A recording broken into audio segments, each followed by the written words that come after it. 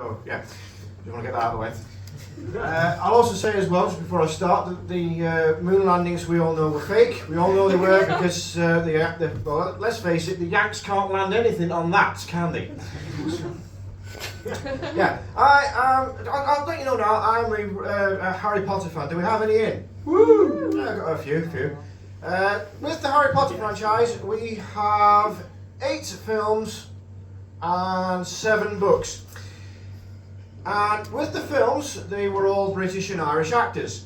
They had quite a large all-star cast with these things, particularly with the first 2 films. They had Richard Harris, who played Dumbledore. Now, one of the things I think that they should have done with this was the actors should have just rattled off their CVs about what they've done in their time whilst they are introducing themselves to the students. So, as I mentioned, we've got Richard Harris. He played Dumbledore, and back in the 1970s, he played a particular mercenary in a film called The Wild Geese. That would have been absolutely hilarious. As soon as he gets on stage, just starts talking to those kids. You know, I have a few start of term notices I wish to announce. First off, just so everyone's aware, back in 1979, I helped get a man out of a South African country in a film called The Wild Geese. If any of you little upstarts tries anything funny this year, I will not hesitate to snap your neck like a twig. Yes, Malfoy, I'm looking at you. It genuinely would scare the living daylights out of these kids, because, well, you know, I mean, who wants to have the neck snap while they're at school? Then we have Alan Rickman, who played Snape. Anyone who remembers Alan Rickman from any of the films he starred in, one of them was Die Hard. That would have been absolutely hilarious had he turned up in that particular dungeon. You know, there be no foolish wand-waving or silly incantations in this class. Everyone must pass, because if you don't, I shall take you to the highest tower and drop you to it from it, like what happened to me in Die Hard. Yes, Harry, I warn you now. We also had, what was his name? The little fella. Warwick Davis. 7th grade. We have Warwick Davis, who played the Professor Flitwick.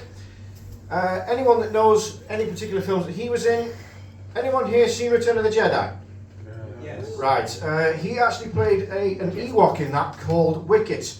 You might not have noticed because he was dressed up in fur, like a bit like a shaggy dog, but that's the character he played.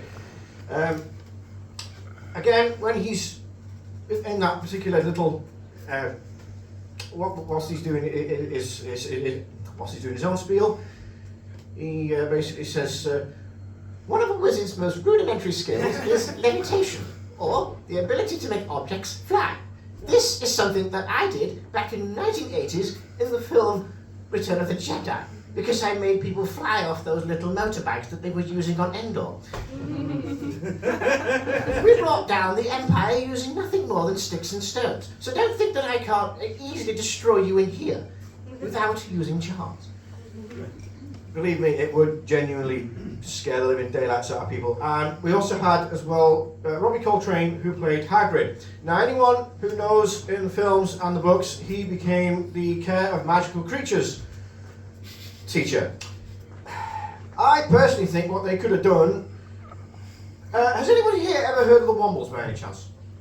Yeah. A few people have heard of the Wombles. What they could have done was they could have got someone to. With that, there was back in the late 2023, they had a new series of this come out. And Johnny Vegas was the guy that was actually, he was directing it. He should have been the one that was narrating it. And to be perfectly honest, Care of Magical Creatures, Wombles, that would have been brilliant. Johnny Vegas narrates that. You know, Uncle Bulgaria just wants to sit and read the paper in fucking peace. Unfortunately, he's got Madame Cholet up his arse about the washing up. And Orinoco's making such a racket with that trombone he brought back to the borough. Take it outside, you noisy little twat! Anyway, that's pretty much me. I'll see you again.